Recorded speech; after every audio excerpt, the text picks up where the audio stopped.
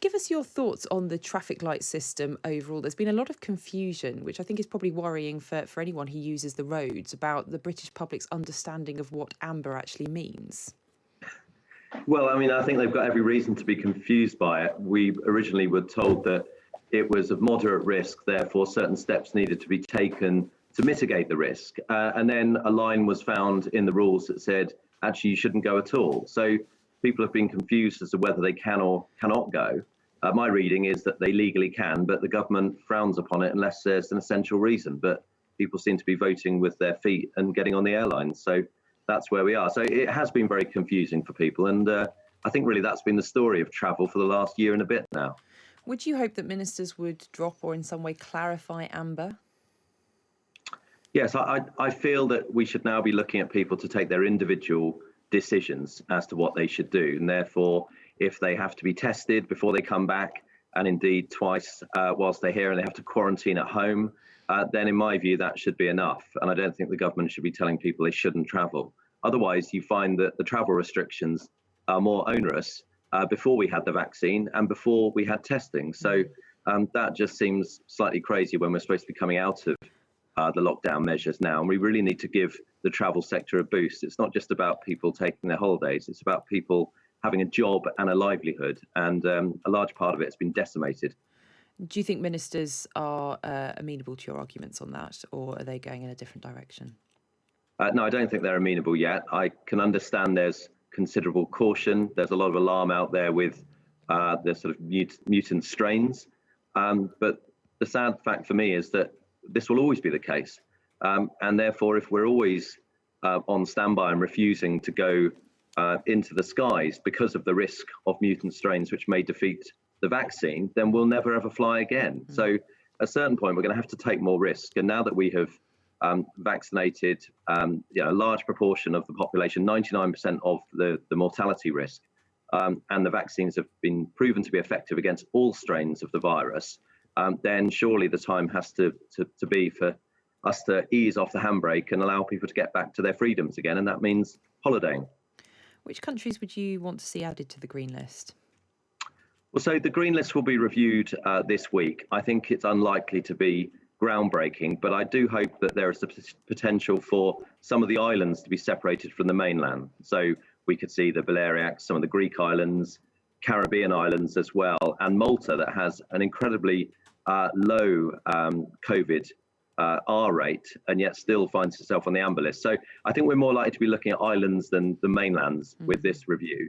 And that may be the best we can hope for. And then I hope the G7 talks allow the leaders of the world to really try and get a handle on a global policy, and particularly allows President Biden to realise that if he can come over to Cornwall, then perhaps his fellow citizens can do likewise as well. Do you feel that the public are still getting mixed messages about whether they should be going on holiday or not, and whether actually this is also leading to the cost of the holidays going up as well? There's been a warning from Heathrow that the way in which the lists are being managed at the moment is going to lead to very expensive holidays abroad for people. Yeah, I do. And I think it's confusing for people in that sense, but also it's worrying. So it impacts insurance.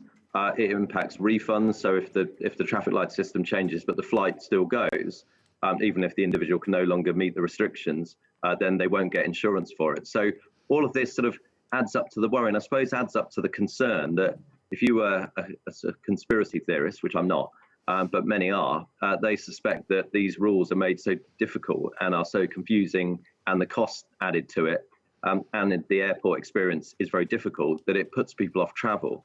And so therefore you can pay lip service to opening up travel, but at the same time make it incredibly difficult to do so, and therefore people don't. And again, that just adds for confusion. I'd rather we were much bolder, much clearer, and much more ambitious, and also realistic as to individual risk. This the COVID pandemic we are through, but the risk of COVID in terms of mutant strains we will always have to live with. The Prime Minister said that. And I'd now like to see us do that in our actions by taking a little more risk, as uncomfortable as that may be for some in Public Health England.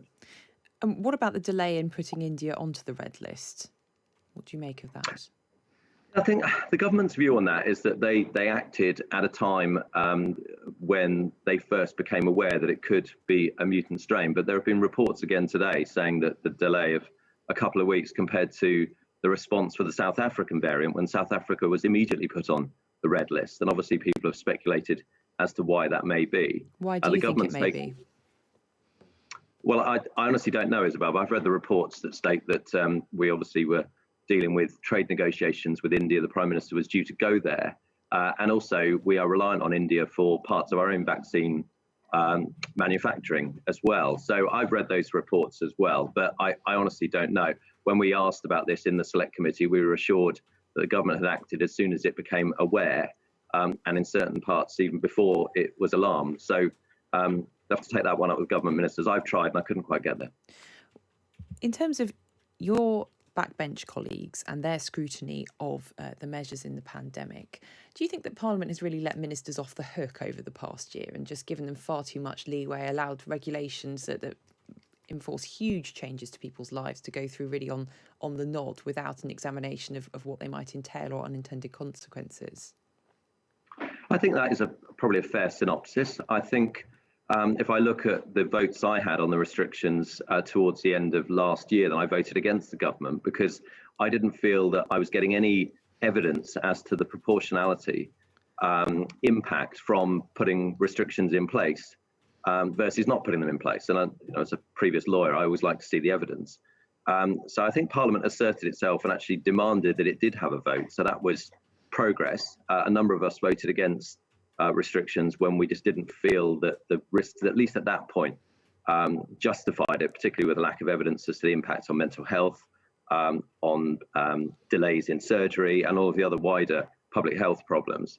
At the beginning of the year, I certainly voted with the government because it was then clear that we had a big difficulty and a big challenge for our hospitals. But also there's a real machine. So I remember coming under a lot of pressure as to why we should vote for the restrictions. And you have the boss of NHS providers, Chris Hobson, writing us pretty strong letters as to what may be on our conscience if we don't actually go along with what's being said. And it's actually quite hard for parliamentarians to really assert themselves when we're given one side and struggling to find the other.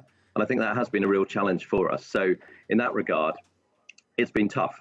But what I would say, Isabel, is that if you look at the hospital data at the moment, it does bear true some of the concerns that I had at the end of last year. So there are currently 5 million people in England waiting for surgery. There are 436,000 of those waiting for more than a year. And that figure before the pandemic was 1,900. We will lose people from that. And I think that all this concern about continuing restrictions, people need to be aware of the impact that has on lives, on livelihoods, which can be just as devastating as COVID. Well, the man who has to handle the NHS backlog as well as the COVID restrictions is Matt Hancock, and he obviously came in for sustained criticism from Dominic Cummings before select committees of MPs this week. What did you make of Cummings's evidence? Do you think some of it holds true? Actually, it wasn't reported, but we were in evidence session ourselves for half of that time, so I didn't catch all of it because I was trying to hold the Secretary of State to account for the rail reforms. But obviously, I caught up with it, and I think it's absolutely the case that mistakes would have been made by government. Government has acknowledged that, and I think the public understand that would be the case. My concerns were always around care homes and people being discharged out of a health setup where we'd largely got things right into a care home setting where things were getting spread.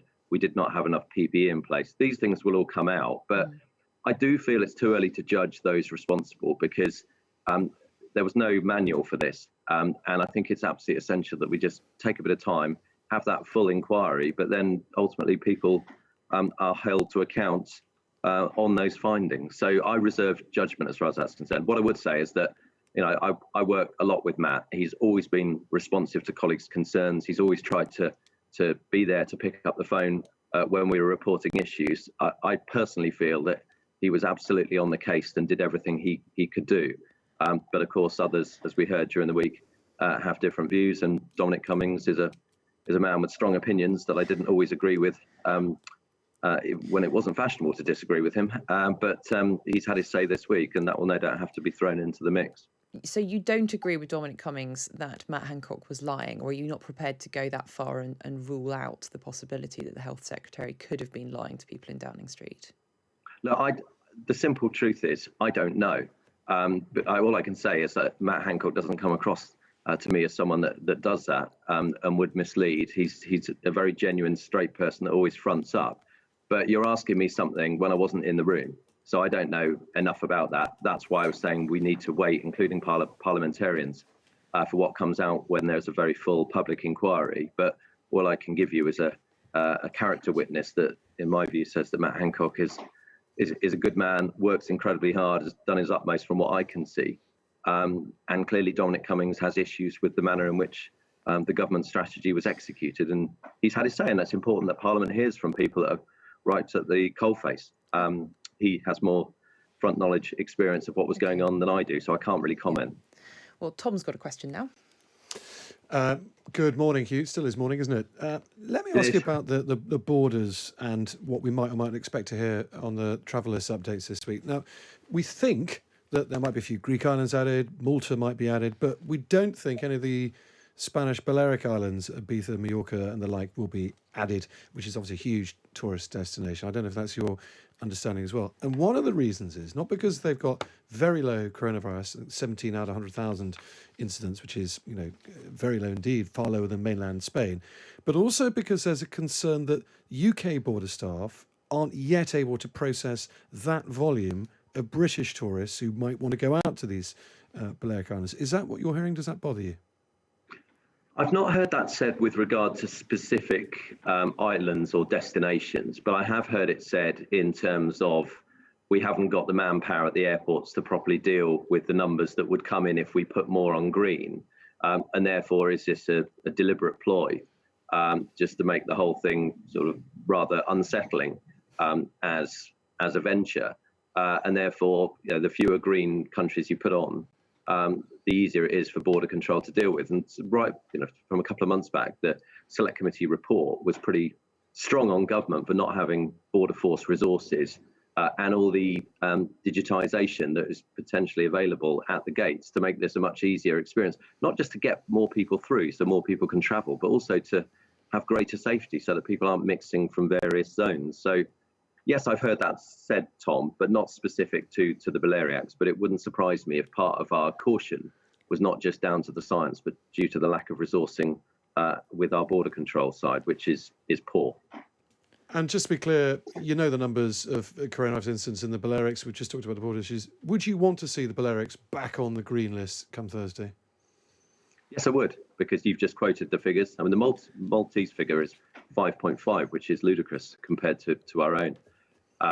So if Portugal can get on, I certainly don't see why Malta can't. When we addressed this with the Secretary of State last week, his point was you couldn't necessarily get the data in terms of the sort of sequencing and be able to detach it from the island to mainland. But really, when you're looking at those R rates being so low, the vaccine rates are creeping up there as well. And most importantly, our vaccine rates, that to me is the most important thing. If we're vaccinating 99% of the mortality risk and the vaccine is effective against all known mutant strains, then that's what we should be focused on, not necessarily what the residents of those islands or the mainland have done.